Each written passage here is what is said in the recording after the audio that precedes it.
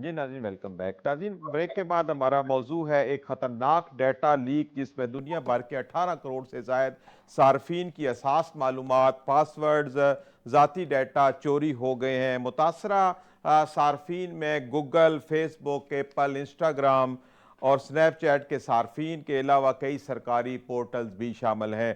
पाकिस्तानी सार्फिन को भी इसी तरह इसी सूरत हाल का सामना है और फौरी तौर पर अपने पास वर्ड तब्दील करने का और सिक्योरिटी इकदाम को बेहतर करने का कहा गया है। इस हवाले से तफसीली बातचीत करते हैं। मुझे मुकालमा में ज्वाइन किया है ब्रेक के बाद डॉक्टर हफीज़ रहमान साहब ने। आप सिक्योरिटी साइबर सिक्योरिटी एक्सपर्ट हैं। डॉक्टर हफीज़ रहमान साहब, मुकालमा में खुश आमदीद। जी, अस्सलाम वालेकुम जी। हाँ डॉक्टर साहब, ये क्या सूरत हाल पैदा हुई कि इतना बड़ा डाटा लीक, जो ये वो इदारे हैं जिनका डाटा लीक हुआ है कि जो अपने आप को बहुत सिक्योर कहते हैं, इंटरनेशनली ऑपरेट कर रहे हैं, गूगल जैसे, फेसबुक जैसे, एप्पल जैसे, जिसका बहुत क्लेम किया जाता है कि ये कैसे ये एपिसोड हो गया, क्या मामला हुआ, किस तरह ये हो गया? देखें, इसके अंदर इन्फो स्टाइलर मालवेयर था, बेसिकली जो इंफॉर्मेशन गैदर कर रहा होता जी। है। ये एक ऐसा सॉफ्टवेयर है जो किसी के भी कंप्यूटर या मोबाइल डिवाइस में खामोशी से एंटर हो जाता है। सही। जिससे वो उसकी पासवर्ड, ब्राउज़र की हिस्ट्री, हम्म। उसकी जो कुकीज़ हैं, हम्म। क्रिप्टो वॉलेट से जो भी उसकी ज़ाती मालूमात सही। होती हैं, वो वहाँ से हासिल कर लेता है। बेसिकली ये आता किस तरीके से है, ये ऐसे जाली सॉफ्टवेयर्स होते हैं कि आपको कोई फ्री गेम का कोई लिंक भेज देता है या ईमेल्स के ज़रिए आप उसके ऊपर क्लिक करते हैं, वो बैकएंड पे इंस्टॉल हो जाता है। ठीक है। तो ये इंडिविजुअल इन लोगों ने तकरीबन 184 मिलियन जो वो थी आपकी डेटाबेसेस हैं लोगों की, जिसमें गूगल है, फेसबुक है, जिस तरीके से आपने बताया जीमेल है, जी। एप्पल है, माइक्रोसॉफ्ट है, नेटफ्लिक्स है, अमेजोन है और बहुत सारी बैंकिंग एप्स की और इवन गवर्नमेंट के बहुत सारे इदारों की जो डिवाइसेस हैं उसको उन्होंने मुतासर किया है। सही। तो जी। अच्छा, ये जो आप मेलवेयर बता रहे हैं, इन्फोस्टेलर मेलवेयर, ये क्या चीज़ है? इससे बचने के लिए क्या इकदाम किए जाने चाहिए? ये पहले भी हो रहा था या फर्स्ट टाइम हुआ है?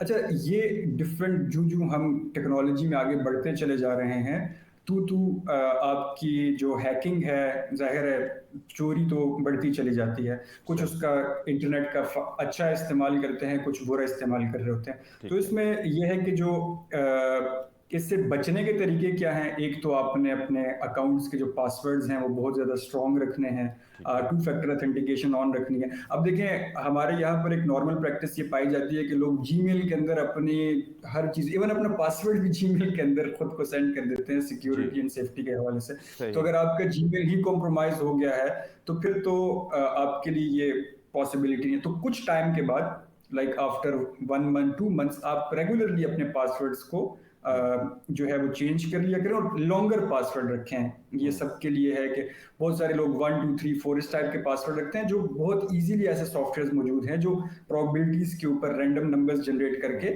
आपको लाइक रिस्पॉन्स कर रहे होते हैं। तो सही। आप ने लॉन्गर पासवर्ड्स रखने हैं जिसमें एक कैपिटल हम्म। अल्फाबेट हो, स्मॉल अल्फाबेट हो, स्पेशल कैरेक्टर्स हो। सही। जितना बड़ा पासवर्ड होगा उसको उतनी ज्यादा आइट्रेशंस लगेंगी, उतनी ज्यादा वो रिपीटिशन कर रहा होगा आपको क्रैक करने में। और सही। कोई भी आपको लिंक आता है, किसी भी टाइप का लिंक आता है, तो आप हम्म। उसको पहले वेरीफाई कर लें।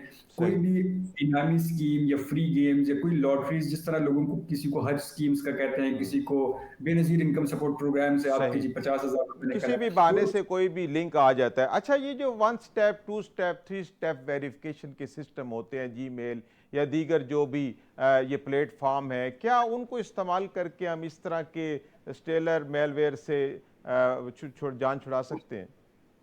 जी, इसमें इस तरीके से फॉर एग्जांपल, अब जिस तरह ये डाटा लीक हुआ है, तो जी। अगर फॉर एग्जांपल मेरा हो या किसी भी ऐसे बंदे को जिसने टू फैक्टर ऑथेंटिकेशन ऑन कर ली हो, अब उसके पास पासवर्ड चला गया, यूजर आईडी चला गया, जब वो लॉगिन करने के लिए जाएगा, तो अगर आपकी टू फैक्टर ऑथेंटिकेशन ऑन है तो आपकी उस डिवाइस के ऊपर जिसमें ओरिजिनली वो डाटा स्टोर है, वहां पर कोई कोड जाएगा, या सही। वो आपके नंबर पर जाएगा या वो आपके ईमेल पे जाएगा। तो उससे आप उस टाइम पे अगर नो कर देते हैं तो वो एंटर नहीं हो सकेगा। तो इसका मतलब ये कि आपने एक दो तीन दीवारें खड़ी कर दी हैं उसको सही। एंटर होने की। सही। सिमिलरली फॉर व्हाट्सएप है, जीमेल है, फेसबुक है, आप जितनी भी चीजें यूज कर रहे हैं आपने उसमें मल्टी फैक्टर ऑथेंटिकेशन ऑन रखनी है ताकि आपको कोड आए तब आप प्रोसीड कर सकें। सही। अच्छा, हम अपने सिस्टम्स में या अपने जो हम सोशल मीडिया प्लेटफॉर्म यूज़ कर रहे हैं उसको किस तरीके से महफूज बना सकते हैं, जो एक्स्ट्रा ऑर्डनरी जो सिक्योरिटी के तरीक़ाकार है, ज़रा उस बारे में हमें बताइए। अच्छा, इसमें इस तरीके से है कि मैंने जिस तरीके से पहले आपको बता दिया, एक तो आपने पासवर्ड्स चेंज रखने ठीक है। हैं। इसके अलावा एक है पासवर्ड मैनेजर। ठीक है। पासवर्ड मैनेजर में एक मास्टर पासवर्ड आपने याद रखना होता है। जी। आप उसको डिफिकल्ट रख सकते हैं इंस्टेड, क्योंकि देखिए अब जितने ज्यादा आप वो यूज करते हैं, अकाउंट्स यूज करते हो, उसको याद रखना इतना आसान नहीं होता। सही। तो आप पासवर्ड मैनेजर यूज करें, वो हम्म। एक मास्टर पासवर्ड आपको याद हो, बाकी वो खुद से ही रैंडम नंबर जनरेट कर लेता है। आप जब भी अपना मास्टर पासवर्ड डालेंगे वो आपके पासवर्ड्स को रिकवर कर लेगा। तो सही। जिससे आप बहुत सारे इस टाइप के चीजों से बच सकते हैं। बाकी अगर आप पासवर्ड मैनेजर नहीं यूज करना चाहते हम्म। तो मल्टी फैक्टर ऑथेंटिकेशन आपने लाजमी ऑन रखनी है। हर उल्टी सीधी लिंक के ऊपर क्लिक ना करें। जो भी आपको आता है, डिफरेंट वेबसाइट्स मौजूद है, जैसे मैं आपको एग्जांपल दूं, अगर आपको कोई लिंक आता है सही। तो उसको ओपन करने से पहले आप वायरस टोटल पे चले जाएं, virustotal.com पे चले जाएं, वहां पर आप वो लिंक पेस्ट कर दें। वो सही। उनके पास ऑनलाइन डेटाबेसेस मौजूद होती हैं जिन्होंने वो आपको उसकी बेस के ऊपर बता देते हैं कि ये मालवेयर है या इसके अंदर कोई मतलब ये जो लिंक है ये हम्म। लेजिटिमेट है या नहीं जी लेजिटिमेट। ठीक है। अच्छा इसके डॉक्टर अलावा साहब, ये बताएं कि जो हम ऐप कोई भी डाउनलोड कर रहे होते हैं उसके साथ कपल हो के दूसरी जो स्पाई एप्स हैं वो आ जाती हैं, उसको कैसे डिटेक्ट किया जा सकता है?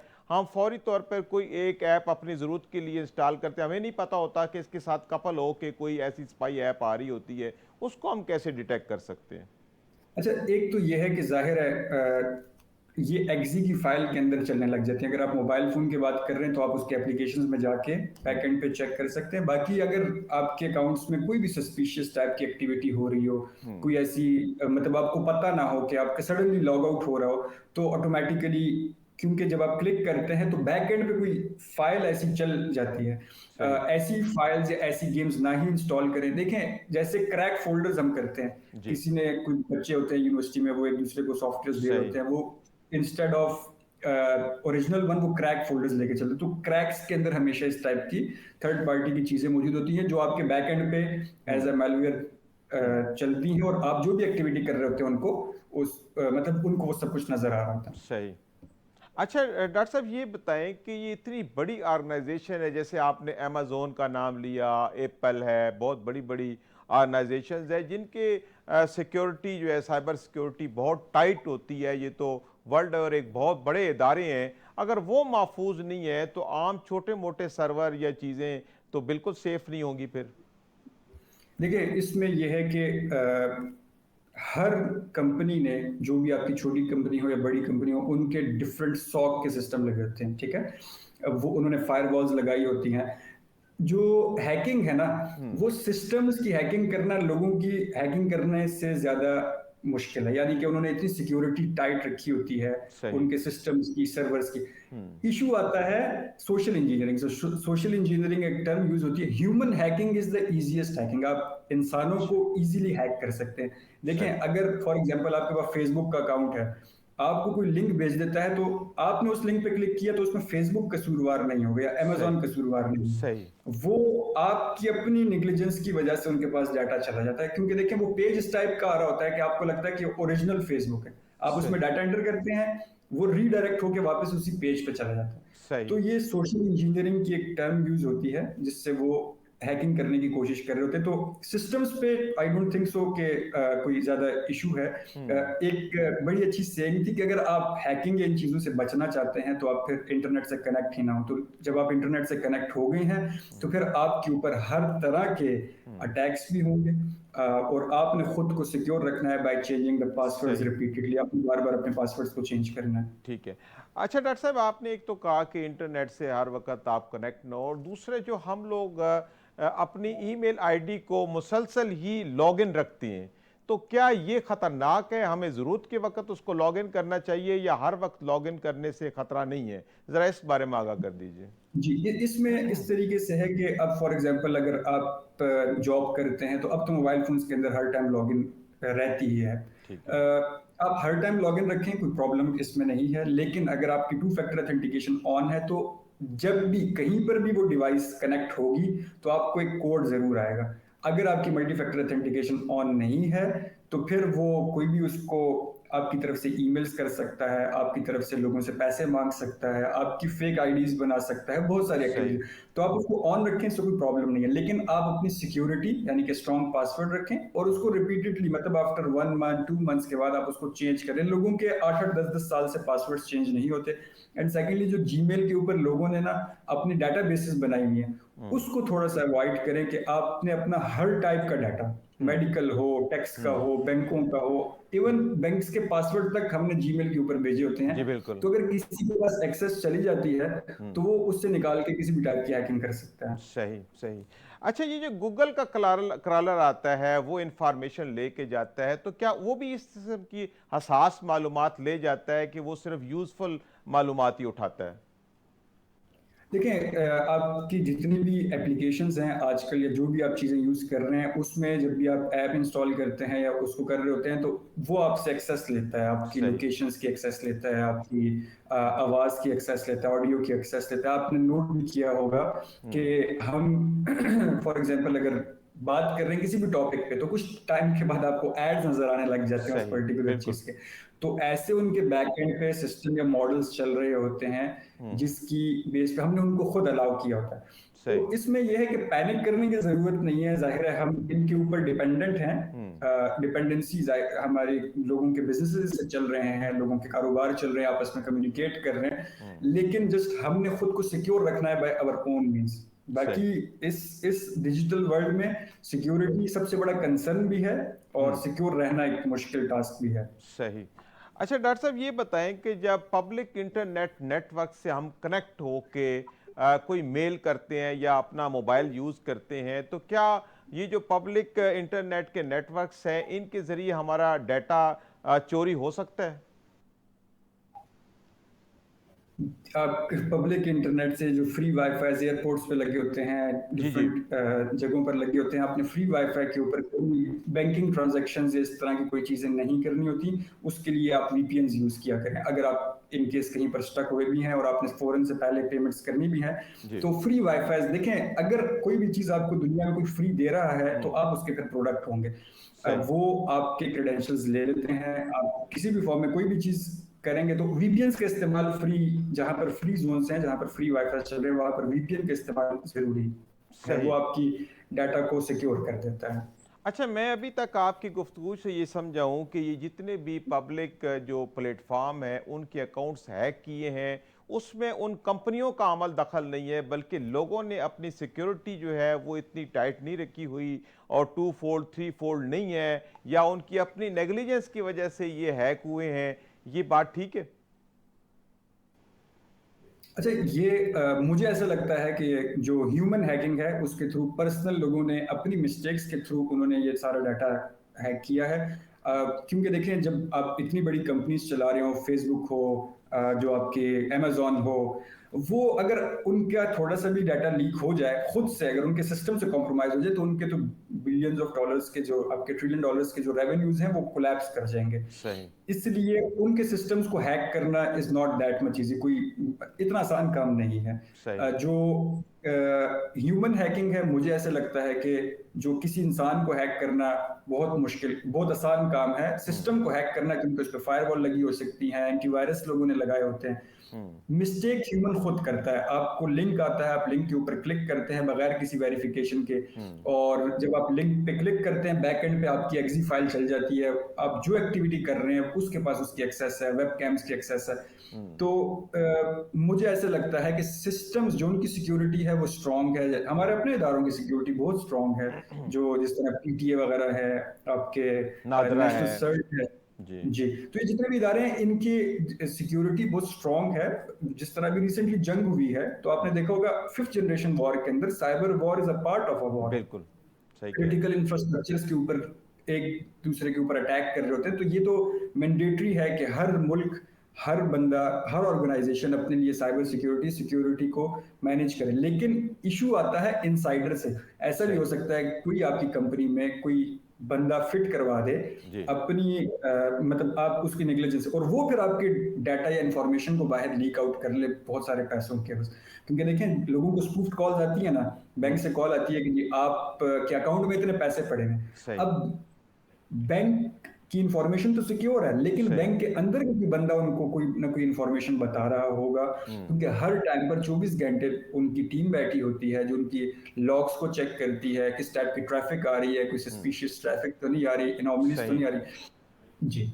अच्छा, आपके कहने का मकसद ये है कि जो सिस्टम्स हैं वो सिक्योर हैं, लेकिन लोगों के जो अपने अकाउंट्स हैं वो अनसिक्योर होने की वजह से ये वाकया पेश आया है।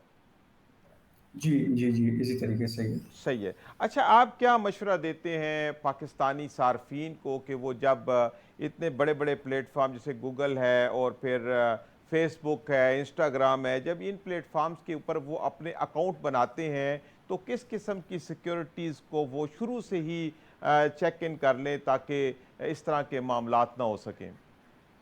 जी, एक तो जैसे पासवर्ड मैनेजर का मैंने बताया, अगर जी, पासवर्ड ठीक है। मैनेजर यूज़ करना है तो वो यूज़ कर लें। हम्म। सेकंडली, अगर आप पासवर्ड मैनेजर नहीं यूज़ करना चाहते, आपको उस पे भी ट्रस्ट नहीं आ पा रहा, तो फिर आप अगर पासवर्ड अपना रखते हैं तो ये 1 2 3 4 टाइप के पासवर्ड्स ना रखें। कम से कम 14 से 15 डिजिट का पासवर्ड आपका होना चाहिए। उसमें कैपिटल लेटर्स हों, जी, स्मॉल ठीक है। लेटर्स हों, स्पेशल कैरेक्टर्स हों, इंटीजर्स हों।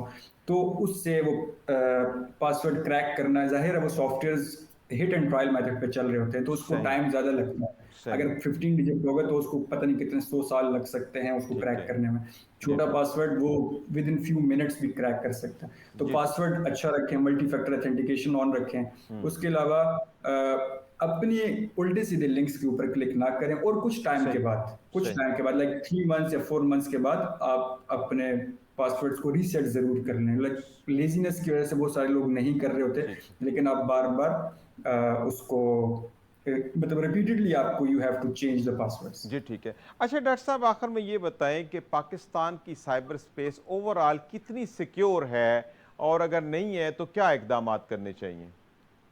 अच्छा, इसमें यह है कि साइबर सिक्योरिटी के ऊपर गवर्नमेंट लेवल के ऊपर काफ़ी सारी ऑर्गेनाइजेशंस जो हैं वो काम कर रही हैं। जैसे नेशनल सर्ट है, अभी भी एडवाइजरी नेशनल सर्ट नहीं दी थी, जी, बिल्कुल। तो नेशनल सर्ट अपना रोल प्ले कर रही है, लेकिन वो एक नया इदारा है, सही। उसमें भी मजीद अभी लोग आएंगे। आपका NCCIA जो है वो सेपरेट हो गया है, जी। वो भी उम्मीद है इसके ऊपर अच्छा काम करेंगे। PTA है, वो अपने हिसाब से टेली कम्युनिकेशन सही। को सेफ्टी एंड सिक्योरिटी प्रोवाइड कर रहे हैं। हम टीयर 4 में गए हैं, हमारी टॉप 4 मतलब कंट्रीज में शामिल हुए थे लास्ट ईयर जी। साइबर सिक्योरिटी में। सही। लेकिन यूं यूं आर्टिफिशियल इंटेलिजेंस आ रही है, ह्यूमंस के बस हाथ से चीजें निकलनी शुरू हो जाएंगी, AI सही। बेस्ड हैकिंग होगी। हम्म। वो मतलब इट वोंट बी कंट्रोल्ड। आप सही। फॉर एग्जांपल मतलब आपकी आने वाला जो वेबसाइट। दौर है उसमें साइबर सिक्योरिटी एक बहुत बड़ा चैलेंज है और इस चैलेंज से निपटने के लिए हमें बहुत ज़्यादा चौकन्ना होना होगा।